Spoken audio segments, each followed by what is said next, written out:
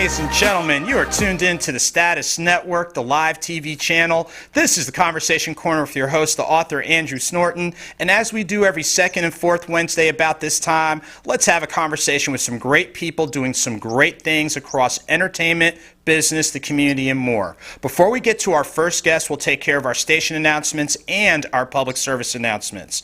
First, with the Status Network, we thank you not only for tuning into my show, but tuning into the entire Status Network family of television shows, channels, radio, and more. To best enjoy tonight's show, make sure you go to the website statusnetwork.net. And when you see the big old pop-up box, go ahead and go to the Conversation Corner, and that way you're good to go. For those of you that have room on your smart devices, make sure to download the app Status Network, click on Channels, click on Lyve TV, that's Lyve, Lyve TV, and you're good to go. On social media, Facebook, Twitter, Instagram, Periscope, YouTube, and other platforms, make sure you add Status Network as well as Lyve TV. For those of you that have Roku and Amazon Fire Stick, make sure to tune in to the Status Network. And to share this on Facebook, you can also go to my Facebook page, author Andrew Snorton, and go ahead and click share so that way you can share the great info that we're talking about tonight. And now let's go to our public service announcements. And if you or someone you know is a filmmaker, documentaries, and more, Status Films is the channel that you want to make sure to get your material on. As you can see at the bottom of the screen, it is our contact email and our contact phone number. And get your film the exposure on Roku, Amazon Fire Stick, and all the other Status Network platforms. So again, shouts to all of our filmmakers out there. Our next public service announcement. Shouts to one of our previous guests, Naz Pankey, who this coming Sunday, the 18th, is doing a great event to not only relaunch her book, Evergreen Uprooted, but proceeds from that event will go towards the development of Evergreen Uprooted into its film version. So make sure to check out the info that you see there, and go ahead and shouts again to Naz Pankey. Our next public service announcement, for those of you in the Triad, specifically Greensboro, North Carolina, you want to make sure you check out this weekend's event, which is Color Street, where you can shop, meet and greet, and more. And special shouts to the person, the brainchild behind Mana GSO. Risha Reeves, I tell you what, she is one of the great caterers, bakers, things along those lines. So I'm just putting a plug out for, if you have dessert needs, that's who you need to reach out to. But make sure you're there in the borough and what have you. So shouts to the Triad. And now we have another special public announcement. And that is this coming Saturday. You may remember our friends at Enigma Entertainment, who are doing their series of live outdoor events out at the Southland. Well, they have a great event coming up this coming Saturday, Groovin' on the Green. This will actually close out their fall programming, and they'll gear back up in the spring. So shouts to Enigma Entertainment. So make sure to get your tickets. There's limited tickets, but make sure to check it out for this Saturday. And now, another special public announcement. Yo, mic check, 1, 2, 1, 2. Yeah.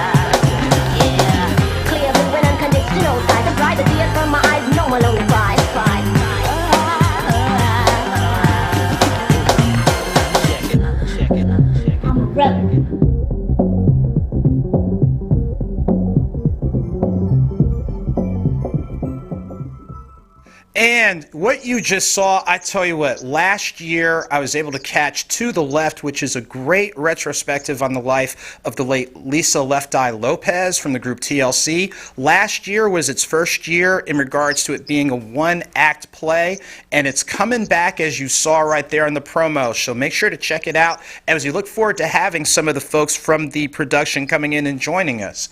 Our next public service announcement, you know it's election season in case you hadn't heard.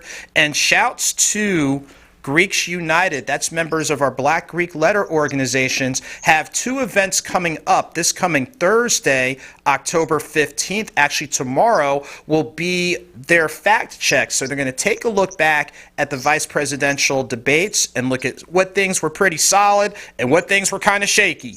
And then they have another event this coming Saturday looking at some of the battles in the battleground states. Now, every state's important, but there's some states that we know are definite hotter spots, and we want to take a look at all those different things. So I'm excited to be a part of that, and make sure to check it out at the information provided. Our next public service announcement, as you see, if you are a sports fan, guess what, ladies and gentlemen?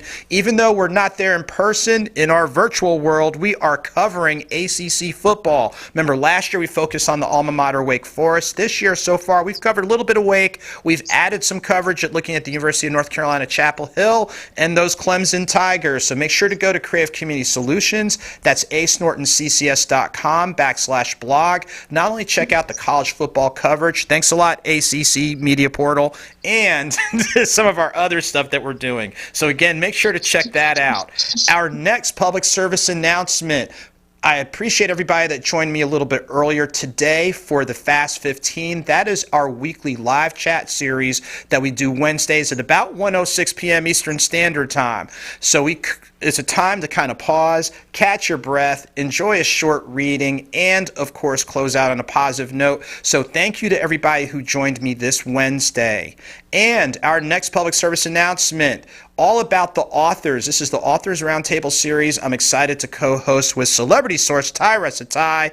Make sure to check out our past Sunday edition. We had two great authors doing some great things. That takes place every second and fourth Sunday at 3 p.m. Eastern Standard Time. So make sure to go back, look back, check it out, support the hosts, and support the authors. And speaking of hosts, now I can talk a little bit about myself for about a minute. Make sure next Wednesday to check me out on WSNC Public Radio. That's 90.5 FM in Winston-Salem, North Carolina. I'll be an in-studio guest, 3:30 p.m. Eastern Standard Time on Triad in Focus with Jim Steele. So in lieu of doing our Fast 15 is just going to be big time radio style. So make sure to check out my interview. Next public service announcement is the very next day, October 22nd, for the grown folks from 6 to 8 p.m. Limited, of course, because of COVID. But we'll have two outdoor tables. We'll have a small, intimate gathering, meet, greet, network at West Bend Brewery and Winery. So I'll be from 6 to 8. So we'll catch the sunset, enjoy some conversation. If you haven't got my books yet, get them. That's all I got to say.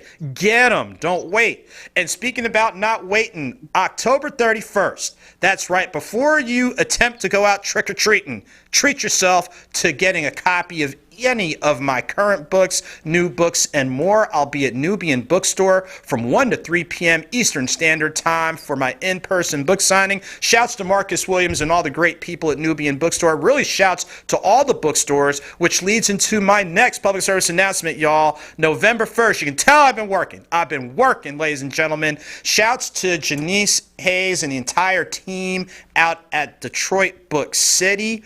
I will be one of their virtual guests for their virtual event Sunday, November 1st at 4:20 p.m. Eastern Standard Time. Second annual Fall Family Book Fair. So check me out, 4:20 p.m. on November 1st. Go ahead and get a copy. And also, side note, support the store, support the store, support all the stores, please. And our next announcement is October 28th. We will close out year 2 and start off year 3. So at 9 p.m., that's right, I'm going to do a live show in studio. Then I'm going to hustle y'all like I'm doing right now to check it out with the Ear Candy Experience. So I'll be joining them in their studios at 9 p.m. for our virtual anniversary celebration. They're going to do a live performance. And of course, the instrumentals that you hear, they are the official music sponsor, at least from now till December, for the show. So make sure to check them out and check me out. Check me out. I think I went through it. How am I doing on time? I'm doing all right? Of course, they give me a thumbs up. So now we're going to go into our first guest. And I tell you what, with it being that time of year, it's always great to talk with different candidates, established folks, a little bit of everybody. And this takes on a personal nature because I get to interview a member of my family who is running for political office. So way out in Hopkins County, Kentucky, Madisonville, Kentucky, I'm pleased to announce our first guest of the night, Ms. Glenda Wade. Ms. Wade, how are you doing this fine evening? I'm doing great. Great. Good to see you. So, of course, I had to do the family lead-in, but give our viewers a point of reference where you're from and what are some of the moving parts that you have professionally and within the community. I am from Madisonville, Kentucky, which is in the county of Hopkins. I am a native. I have a background in social service. I also am a pastor. I have been pastoring for a total of 20 years.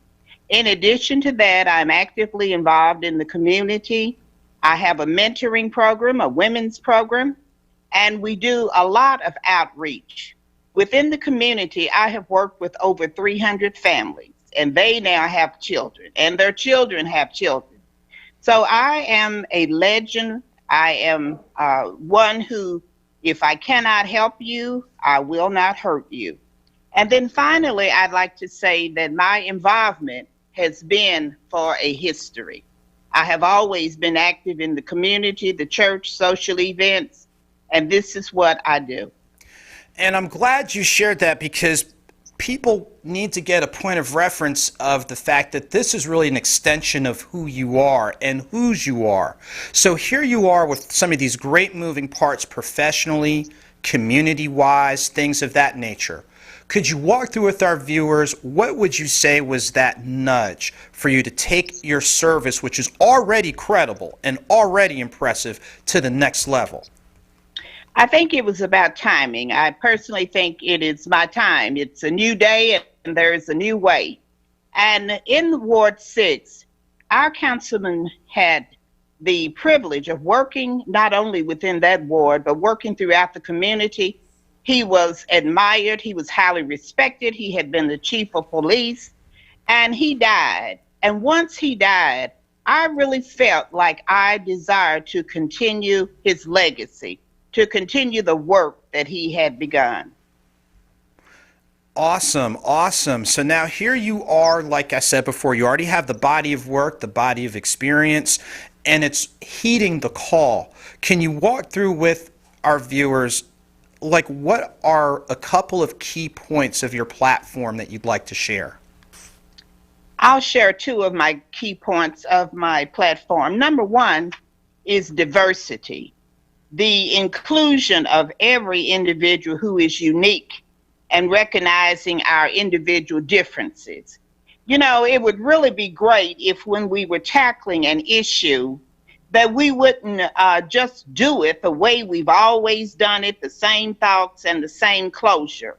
But if we will look at the multiple discrepancies and look at avoiding stereotypes and labeling, then we would be able to resolve so many problems and so many issues from the perspective that even though we are unique, we have our differences.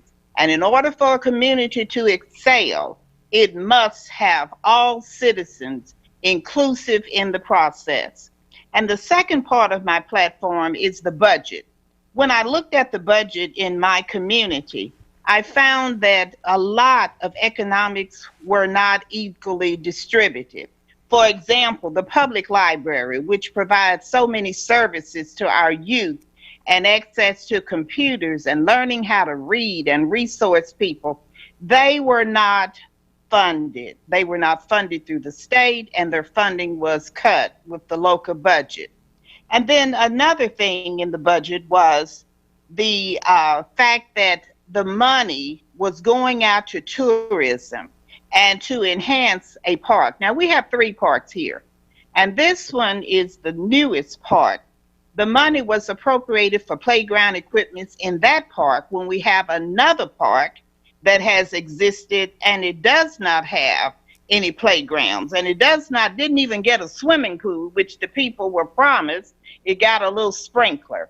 So I would like to look at the budget from the standpoint of social economics to include services that are not in that budget as I speak.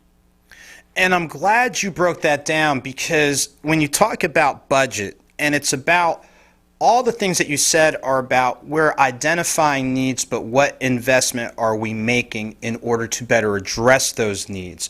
What would you say is another part? You've already stated two great components with your platform.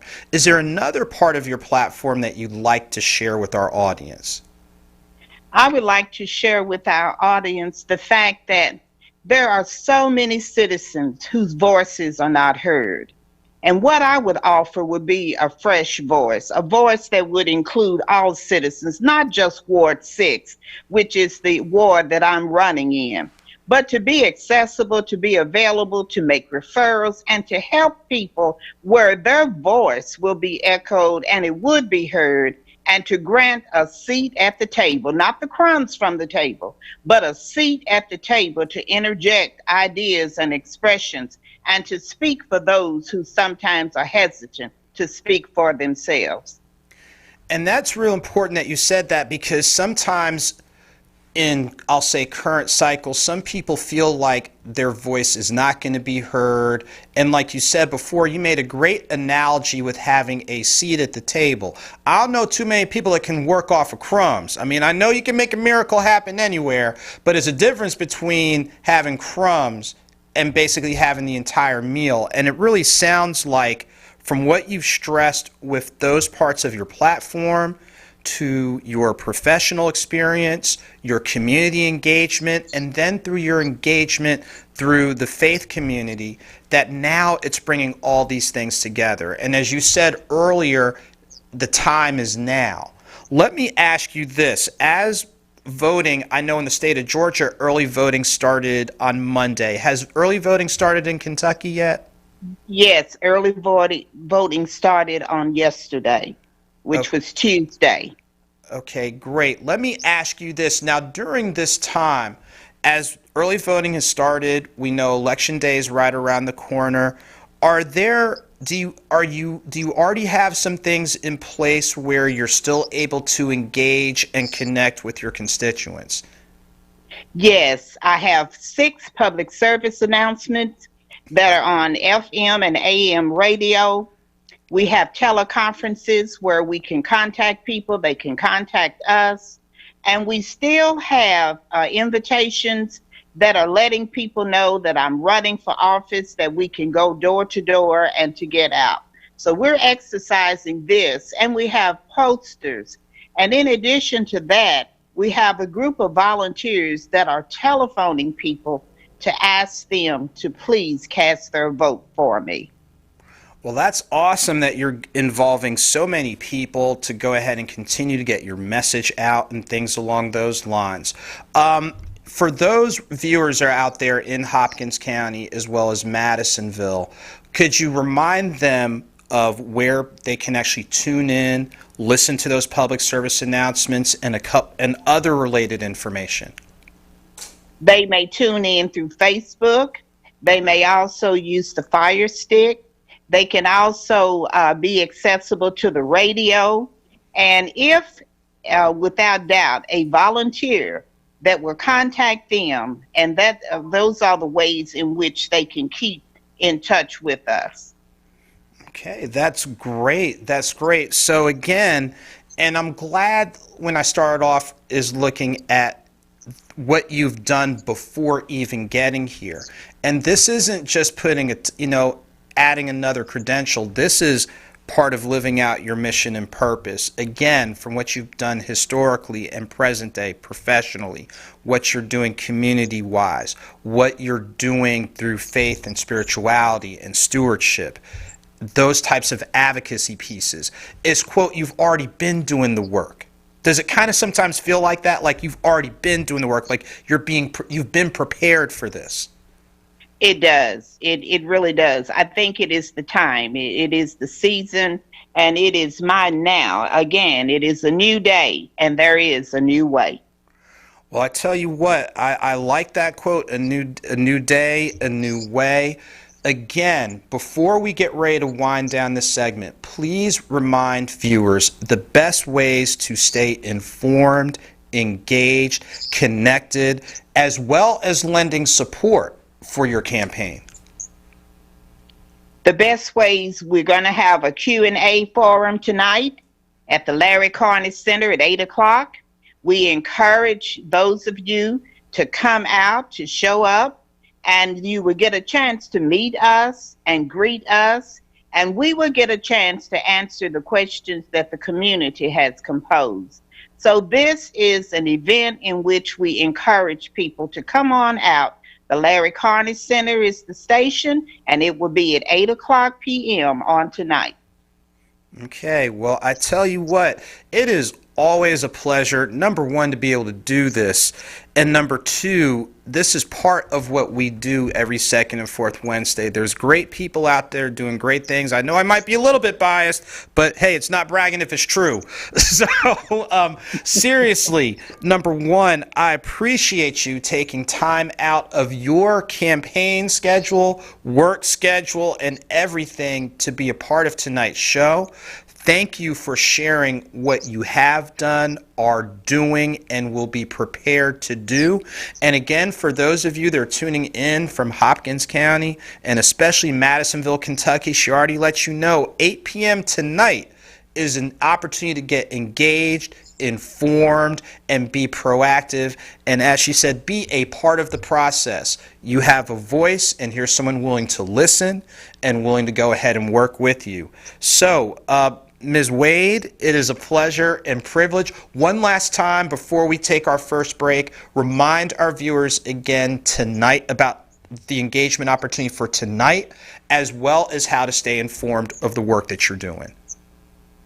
Again, on tonight at 8 o'clock at the Larry Carney Center, there will be a question and answer forum.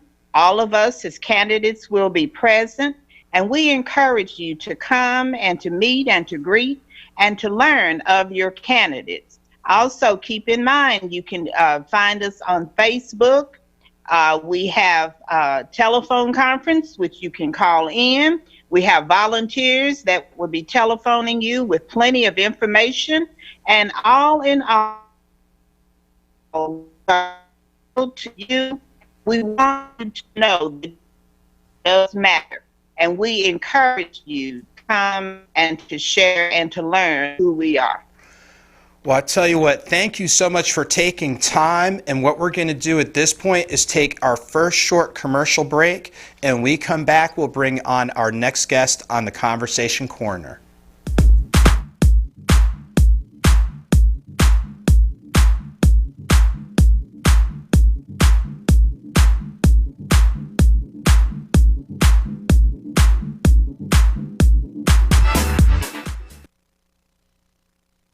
And we're back here on the Conversation Corner with your host, the author Andrew Snorton, and we are ready for our second guest. She's actually no stranger because she was on our show towards the end of August, and now she's taken time off the campaign trail to join us again.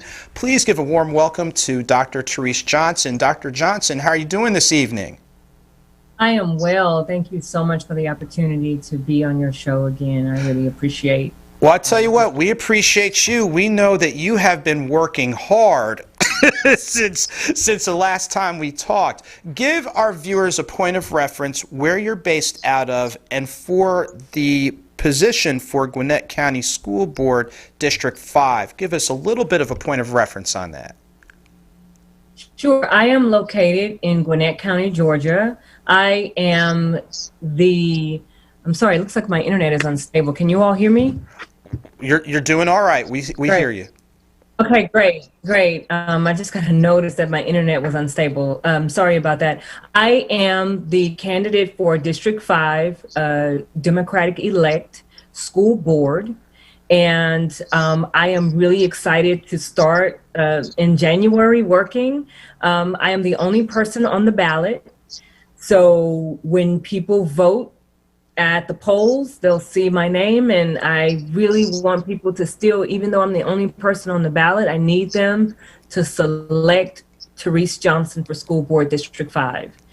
On the absentee ballot as well, I'm the only person on the ballot. I need people to use a black or blue ink pen and bubble in Tarece Johnson, Board of Education, District 5, Gwinnett County Public Schools. Very important. We are at the bottom of the ballot. Most of the local positions are at the bottom of the ballot. They are very important for people to not just vote for the president, but also vote for people who are local in their community and for people who can impact their daily lives. We all know, or we should know, that our local elections are more impactful in our everyday lives versus the overall federal. So please vote local, vote down ballot, vote Democrat, vote for your school board members, vote Tanisha Banks. She is District 3. Vote Karen Watkins. She is District 1. And please vote for me. And I am District 5. Now, it's great that you are here with that blend of calm, professionalism, creative artistics, and all that type of thing. Walk through with our viewers reminders of reasons why to vote. If you could share with us 2 key parts of your platform that really hit home and let people understand, hey, this is what I'm ready to do. Right. Okay, so I want to, 3 things. One is I am an artist. So this here is my painting, and it is called The Blue Wave. Go figure. Vote blue. Vote Democrat. So this is strategically, I change my art, my paintings every so often, but I feel like right now, until the election is over, this will be here to remind people whenever I'm on a Zoom meeting to vote blue. This is the blue wave. And so that's the first thing. Voting is very important. Many people died for the right to vote. They shed blood for the right to vote. And it is our responsibility as a citizen of the United States of America. It is our responsibility to honor our ancestors and the fight that they endured for our right to vote, to take the time out, even if it's uncomfortable, even if we have to stand in the long lines, even if it rains and we get wet, even if we're hungry, even if our feet hurt, to stand in those lines and vote. Because really, we know the Black national anthem is lift every voice and sing till earth and heaven ring, right? And when we talk about our freedom and we talk about the liberation of Black and brown people, we understand the power of our voice. And our vote is our voice. So we must get out and vote. So that's that part. I said 3 things, right? So the second thing I want to say is, my platform for running for Gwinnett County Public Schools is essentially wanting to ensure equity for all of our students. I want to make sure that every student has the opportunity to be successful and to thrive in our school system. Currently, we have the Gwinnett County Public Schools has a law, is being challenged by the Southern Poverty Law Center because of discrimination and disciplinary policies. Our school board superintendent, Will Banks, recently made a statement about the disproportionality around Black and brown students in particular having disparate treatment in our discipline policies. He said the code is bad. We understand the code is bad. So we have an opportunity to fix that code and to make it right. And so when we talk about equity in our school systems, it is important for us to understand that it doesn't just apply to one group, but it's about meeting the individual needs of our community, of our students, and our school system, and our teachers. I am committed to fighting for all of our students, regardless of their race, their color, their religion, their political affiliation, their sexual orientation, whatever it is. I will fight to make sure their voices are seen, heard, valued, respected, and celebrated. And so my platform is equity. Most of the schools in my district are Title I schools. And I also, in terms of ensuring equity, we understand that Title I schools has families that are 40% of those schools are deemed low income. So these families who are low income, who are a part of this school, sometimes don't get their fair chance. And the funds that are dedicated to Title I schools, I want to make sure that parents understand that they have a voice in how those funds are used. They have a voice in understanding more about the impact of Title I schools and the funding that's associated with making those schools better. And that's, again, rooted in the foundation of equity. And so the Title I schools that are in my district, I'm really focusing hard on trying to figure out what we can do to ensure equity and transparency and accountability regarding our school system, and making sure our students have what they need to be successful. And I'm glad that you're stating that, because you're giving people thematically what it is you're trying to do. And now that you have the theme that you're working in, looking at a couple of specific things, you mentioned those pieces regarding, the discipline policy, the application of it, and a few other items. Another thing I want you to touch base on, we were able to talk about it before, and this is also part of your platform, but walk through with our viewers a little bit about a lot of the after-school programming. Could you walk through that with us, please? Sure. The after-school, before and after-school program essentially can meet the needs of our community and provide a service that is more like a wraparound service, where we may have people in Title I zones, may come from families who are single parents, or maybe parents, students who are raised by their grandparents, or maybe just two-parent families that just make under the amount, right, of the poverty level. So we know, just because we're in a Title I zone, that we have low-income families. They are the majority of the students in our schools. And the opportunity we have is to make sure that we can meet their needs by providing services beyond the school day. So after-school programming is beneficial for several reasons. One, it supports the working family. Students are in a school where they're safe, they are supervised, and they have the time to do their homework. Number two, students can get support.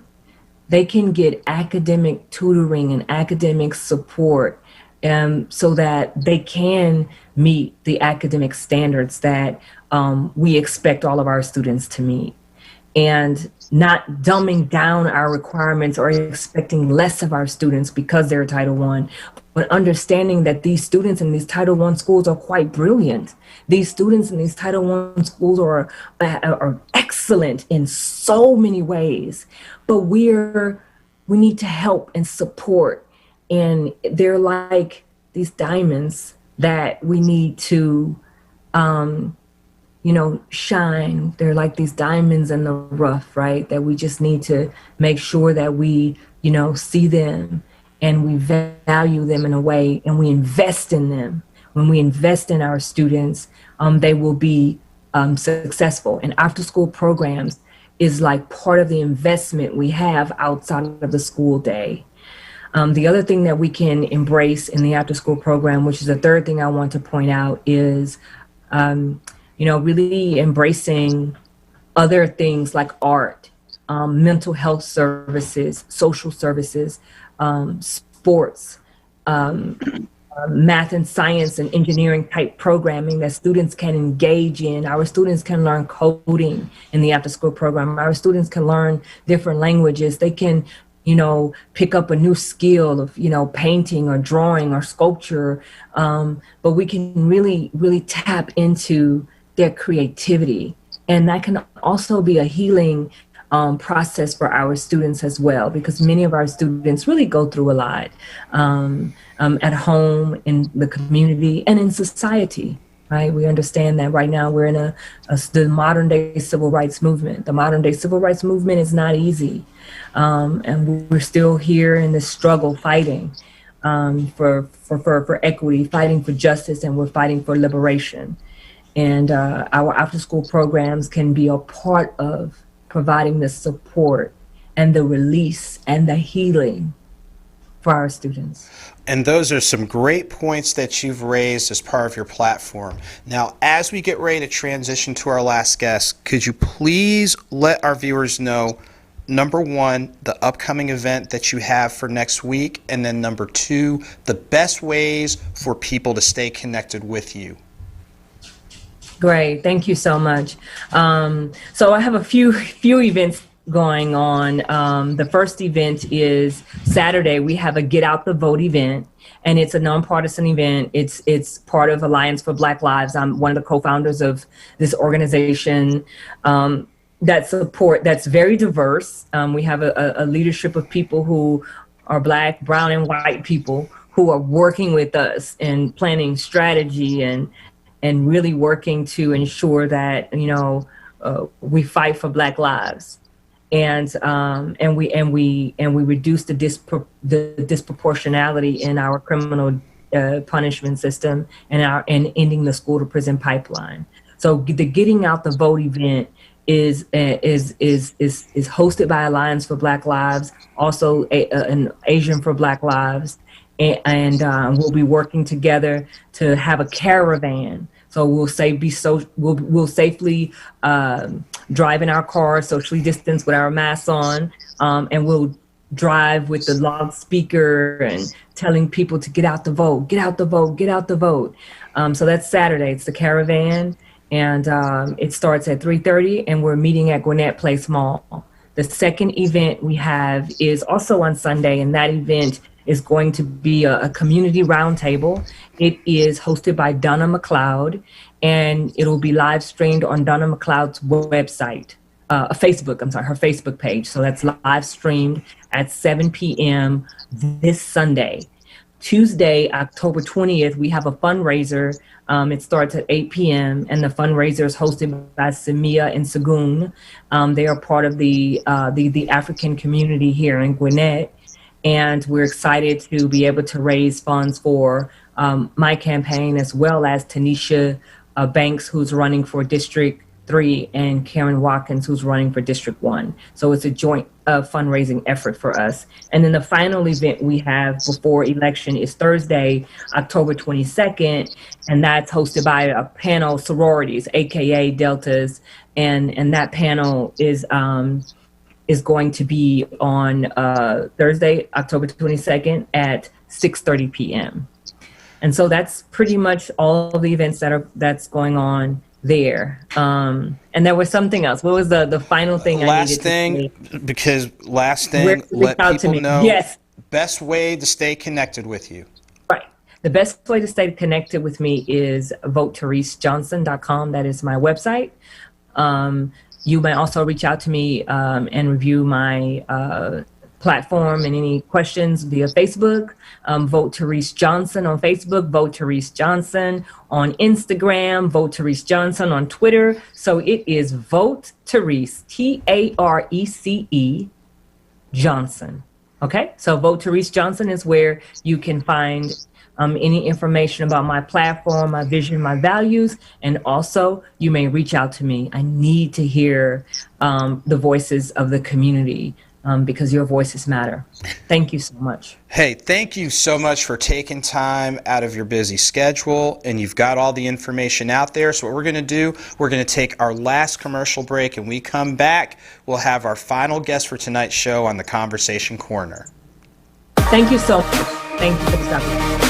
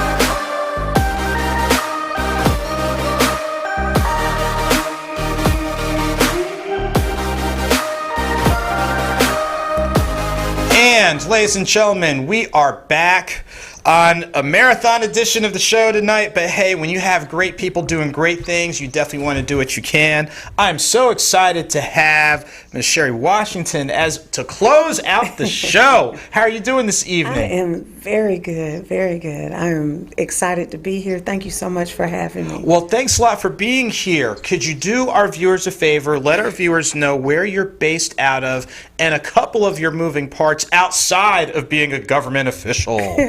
Well, my name is Sherri Washington. I am Rockdale County Commissioner for Post 1. I'm also a practicing attorney and a member of about 100 organizations. Wow, look at here. You're in the Century Club. Right. It feels like 100, but I'm the president and founder of Top Ladies of Distinction in Rockdale Newton. It's the new Rock chapter of Top Ladies of Distinction, Stone Mountain Lithonia chapter of Delta Sigma Theta Sorority Incorporated, New Rock Legal Society. I'm the immediate past president.